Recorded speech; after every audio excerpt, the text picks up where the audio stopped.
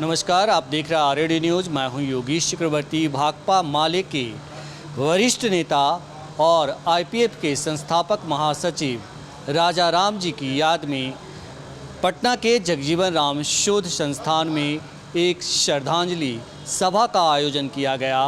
इस श्रद्धांजलि सभा में भाकपा माले के महासचिव दीपांकर भट्टाचार्य और दूसरे वरिष्ठ नेताओं ने हिस्सा लिया। इसके अलावा आरजेडी के 2 राष्ट्रीय उपाध्यक्ष शिवानंद तिवारी और उदय नारायण चौधरी ने भी हिस्सा लिया।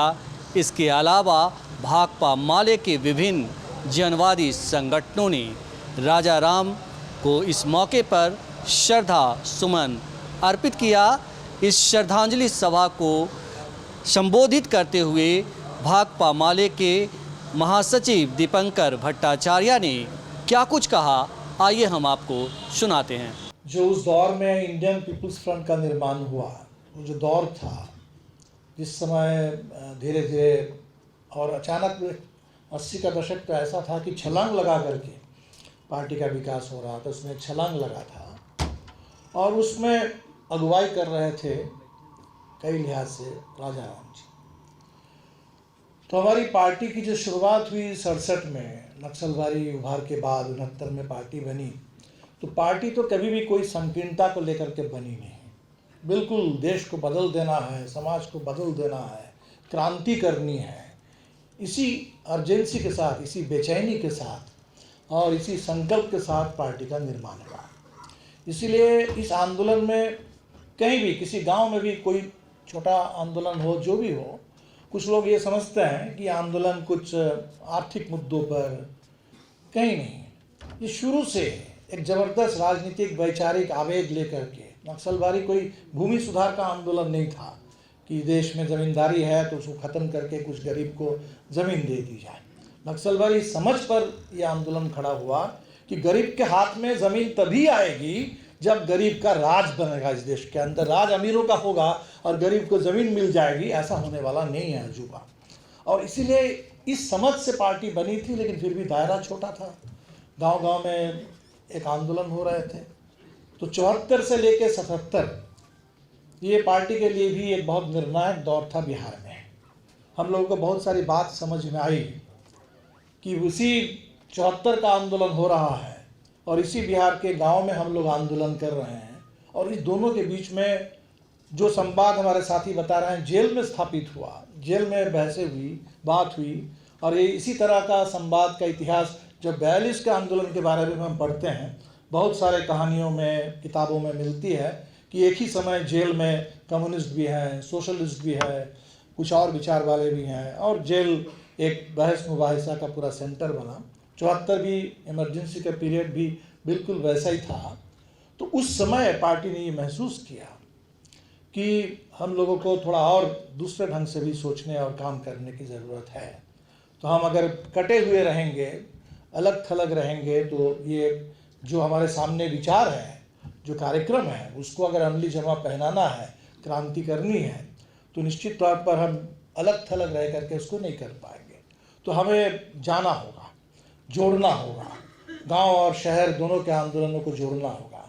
किसान, खेत मजदूर, शहर के मजदूर, औद्योगिक मजदूर, महिलाएं, इस देश के दलित, आदिवासी, हर तरह के इन आंदोलनों को जोड़ना होगा। और इस जोड़ने की आकांक्षा से इंडियन पीपल्स फ्रंट का निर्माण हुआ। तो आंदोलन में संकीर्णता नहीं थी, लेकिन आंदोलन का जो स्तर था, जो दायरा था, वो छोटा था, किसी एक गांव में, किसी एक प्रखंड में। अब वहाँ से हमने सोचा कि इसको एक राष्ट्रीय स्तर पर ले चले और राष्ट्रीय स्तर पर ले जाने के लिए इंडियन पीपल्स फ्रंट, इसको एक राजनीतिक ऊंचाई, और राजनीतिक ऊंचाई अगर देनी हो तो राजनीति तो सिर्फ पंचायत की राजनीति होती नहीं है। अगर आपको राजनीति करनी है, अगर परिवर्तन की राजनीति करनी है, क्रांतिकारी राजनीति करनी है, तो बदल देना होगा। और बदलने के लिए आपको पूरे परिस्थिति में दखल देना होगा, हस्तक्षेप करना होगा। और इसीलिए इंडियन पीपल्स फ्रंट जब बना तो राजा राम जी जैसे एक साथी हम लोगों को मिले और हम सब लोग उस समय राजा राम जी का ही नाम जानते थे। आईपीएफ, हम तो उस समय छात्र थे। हमें याद है 84 में जो आईपीएफ का दूसरा राष्ट्रीय सम्मेलन कलकत्ता में हो रहा था, त्यागराज हॉल में। बिल्कुल उससे ठीक पहले इंदिरा गांधी की हत्या हुई है 31 तारीख को। पूरे देश में सिखों का कत्लेआम हो रहा था, खासकर दिल्ली में, कलकत्ता शहर में भी तनाव था। बहुत लोगों को लगा कि ऐसी स्थिति में सम्मेलन हो पाएगा कि नहीं हो पाएगा। तो उस दौर में भी सम्मेलन हम लोगों ने किया। तो उसी सम्मेलन की तैयारी के क्रम में हमारे ऊपर जिम्मेदारी होती थी। हम IPF में तो सीधे तौर पर काम नहीं करते थे, अंडरग्राउंड काम हम लोगों का ज़माना था।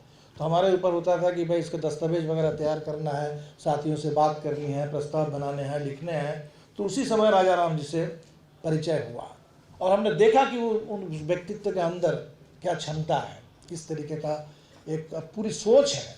और ये जो काम तो पार्टी ने ये जो हम लोगों को सिखाया कि गांव का आंदोलन, ज़मीनी आंदोलन, ज़मीन पर संगठन का निर्माण करना और उस पर खड़े होकर के एक राष्ट्रीय सोच विकसित करना, राष्ट्रीय स्तर की पहल विकसित करना, हस्तक्षेप करना, तो और फिर उससे जो आपको सबक मिले, उससे जो आपको अनुभव हासिल हो, उसको ले आकर के फिर गांव के आंदोलन को और समृद्ध करना और फिर गांव के आंदोलन को उठा करके फिर पूरे राष्ट्रीय फलक पर ले जाना।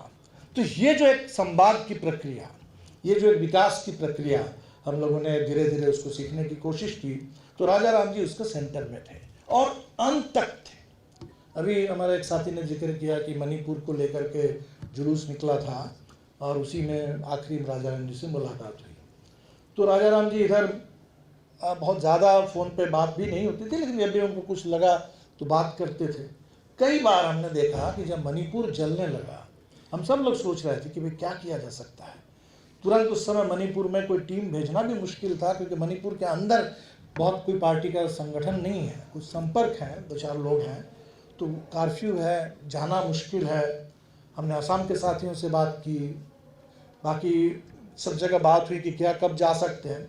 तो राजा राम जी में हमने देखा ये बेचैनी कि दोनों बात, कि मणिपुर में हम जा सकते हैं कि नहीं, मणिपुर में जा करके उस पूरी परिस्थिति की रिपोर्ट इकट्ठा करके इसके बारे में लोगों को बता सकते हैं कि नहीं, और दूसरा मणिपुर को लेकर अपने इलाके में हम कुछ कर सकते हैं कि नहीं। इस बात को देख लीजिए कि मणिपुर में हो रहा है तो हम मणिपुर चले जाएं और जा कर के वहाँ के बारे में स्थिति का जायजा ले और बताएं लोगों को, चीज़ों को समझें। एक बेचैनी इसके लिए है। दूसरी बेचैनी उसी के साथ साथ है कि क्या मणिपुर जलेगा और बिहार चुप रहेगा, मणिपुर जलेगा और पटना में हम लोग चुपचाप बैठे रहेंगे, पटना में हम लोग कुछ नहीं कर पाएंगे, दिल्ली में कुछ नहीं कर पाएंगे, और जगह कुछ नहीं कर पाएंगे। तो किसी भी मुद्दे को लेकर के अगर दखल देना है तो सिर्फ उसी इलाके में जा कर के और उसी मौके पर जा कर के ही आप दखल नहीं देते। आप उसको, उसके आवेग उससे जो निकले हैं उसको लेकर के आप पूरे देश में उसको विकेंद्रित ढंग से भी संगठित करते हैं और लोगों को गोलबंद करते हैं। तो ये जो बेचैनी थी, और फिर उन्होंने हमसे कहा कि बड़ा अच्छा कैंडल मार्च निकला और शायद कुछ ह्यूमन राइट्स ऑर्गेनाइजेशन, कुछ चर्च से जुड़े लोग, बहुत सारे लोग थे। तो राजा राम जी ने कहा कि अच्छा लगा कि भाई इतने लोग जुटे, हम लोगों को भी करना चाहिए। तो हम लोगों ने भी धीरे धीरे मणिपुर के सवाल पर कई पहलकदमी ली और जब हमारी एक टीम गई थी अभी, और 100 पेज की रिपोर्ट उन लोगों ने तैयार की है। अफसोस है कि राजा राम जी अब है नहीं उस रिपोर्ट को देखने के लिए, लेकिन बहुत ज़बरदस्त अध्ययन करके मणिपुर के बारे में सारे फैक्ट्स के साथ एक रिपोर्ट तैयार हुई है। तो ये जो दौर था उसमें एक तो हमारे सामने ये जो गांव के आंदोलन और राष्ट्रीय आंदोलन दोनों को जोड़ना, और बिल्कुल इसी के साथ साथ एक वैचारिक संवाद की भी प्रक्रिया। अभी हम अतीत की बहसों में तो जाना नहीं है अभी, क्योंकि वर्तमान बहुत जटिल है, कठिन है, और वो ये मांग कर रहा है कि वर्तमान के सवाल पर लड़ो। तो इसीलिए अब इसमें आज जो परिस्थिति पैदा हुई, इस परिस्थिति पैदा होने में, और ये परिस्थिति एक तरीके से तमाम पार्टियां कमज़ोर हुई, तमाम विचारधाराएं, तमाम जो सामाजिक धारा है सब कमज़ोर पड़े, और तभी जाकर के भारतीय जनता पार्टी को इतनी ताकत मिल गई, आरएसएस इस कदर हावी हुआ। तो इसमें कम्युनिस्टों की कहाँ गलती हुई, सोशलिस्टों की कहाँ गलती हुई, कांग्रेस की कहाँ गलती हुई, गलती तो हुई है।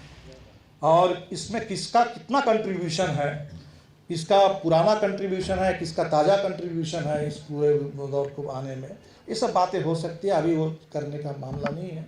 लेकिन 74 के बाद, 77 के बाद धीरे धीरे पार्टी भी जब खुलने लगी तो हमने देखा कि ये गुंजाइश है, क्योंकि संपूर्ण क्रांति का जो नारा था और जिन्होंने उस नारे को सीरियसली लिया कि संपूर्ण क्रांति मतलब क्रांति, संपूर्ण क्रांति, तो क्रांति कैसे होगी, क्रांति कैसे होगी, इसी तलाश में हमने देखा कि उस संपूर्ण क्रांति आंदोलन से भी कई हमारे साथी पार्टी में आए धीरे धीरे। और ऐसा होता है हर दौर में, हर दौर में। जैसे हम लोगों के किसी बड़े आंदोलन से हमसे भी निकले हुए साथी इधर उधर जाते हैं, दूसरे पार्टियों में भी जाते हैं, दूसरी पार्टियों से भी लोग आते हैं। तो किसी भी कोई भी पार्टी बनती है, बढ़ती है, उसका जो एक पूरी ट्रैजेक्टरी होती है, तो उसमें विस्तार होता है, उसमें मंथन होता है, तरह तरह के दिशा से लोग आते हैं। तो राजा राम जी इस बात को समझते थे, जानते थे, और इसीलिए हमेशा उनके अंदर ये जो हमने कहा कि ब्रिज वाला काम, ये काम भी बिल्कुल करते थे अंत तक। तो आज हमें लगता है कि राजा राम जी से जो हमें संकल्प लेना है, हमारे बीच में रहते तो जो काम राजा राम जी करते तो है नहीं, वो काम वो नहीं कर पाएंगे तो हमें करना है, तो इस पर ही हम लोगों को ज़्यादा केंद्रित हुआ। तो राजा राम जी जिस शैली में काम करते थे और जिस धारा के प्रतीक थे, वो धारा हमसे ये कहती है कि ये जो पूरा वैचारिक विमर्श चल रहा है, इस विचार को भी खंडन करना है।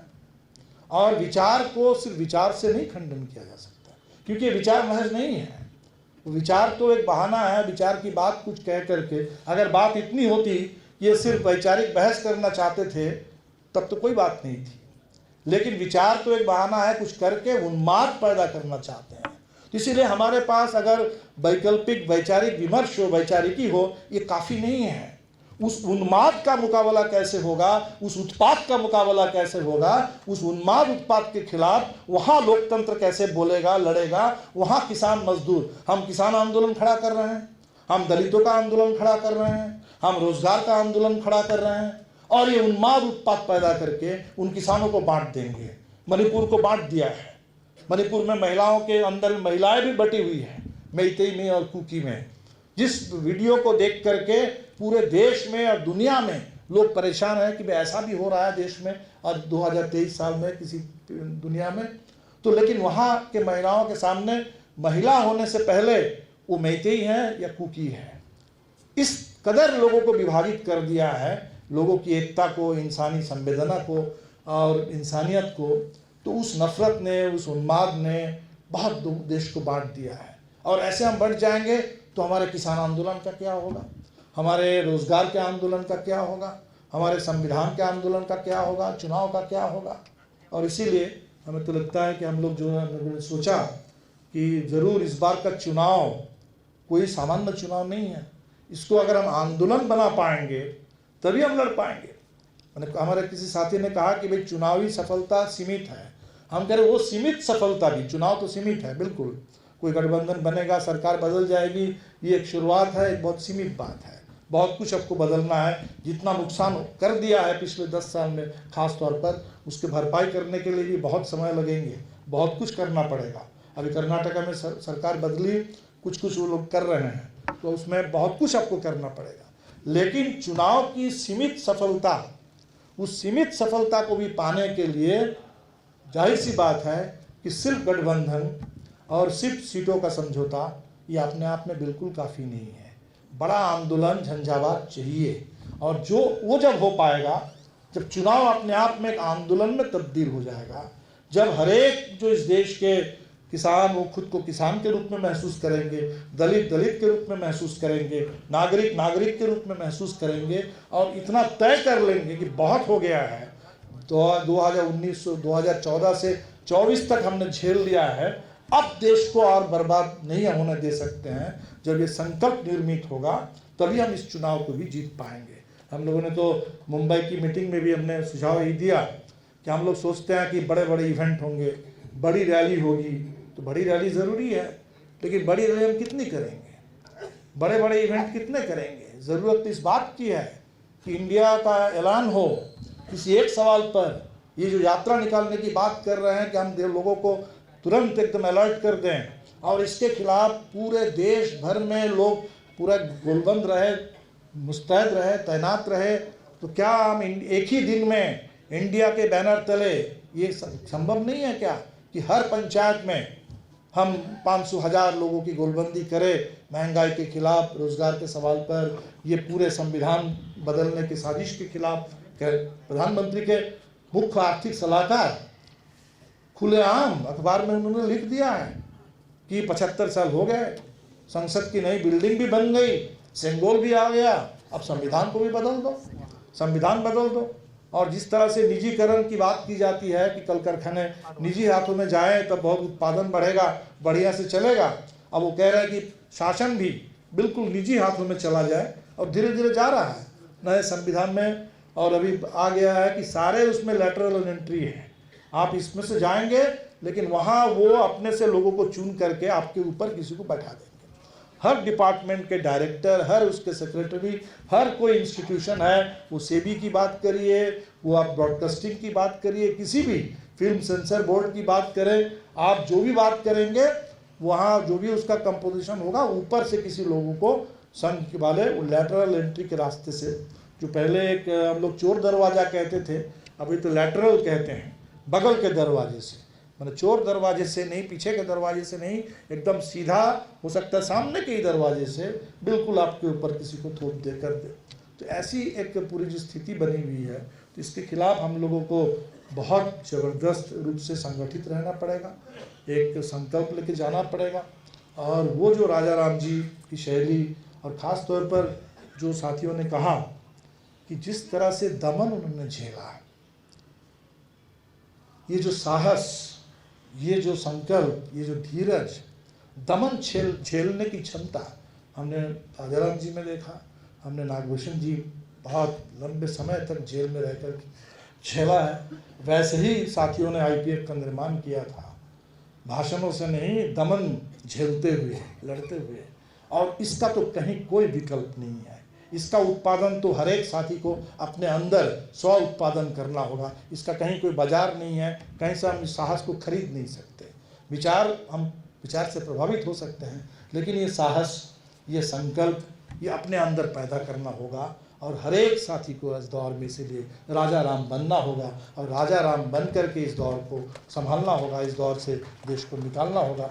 और इसी के साथ अपने बहुत लंबे समय के साथी हम लोग एक ही समय में सेंट्रल कमेटी में आए। 1988 में चौथी पार्टी की कांग्रेस थी, राजा राम जी और हम एक साथ हम लोग पार्टी केंद्रीय कमेटी में आए थे। आईपीएफ में भी शुरू में हम नहीं थे, बाद में हम भी आईपीएफ में जिम्मेदारी में थे, ऑर्गेनाइजिंग सेक्रेटरी के रूप में थे। तो आईपीएफ की बैठकों में, पार्टी की मीटिंगों में, और राजा राम जी से संयोग से बिहार सिर्फ नहीं, दिल्ली ऑफिस में भी राजा राम जी रहे, छत्तीसगढ़ में राजा राम जी रहे, झारखंड में राजा राम जी रहे, और पंजाब में भी राजा राम जी रहे।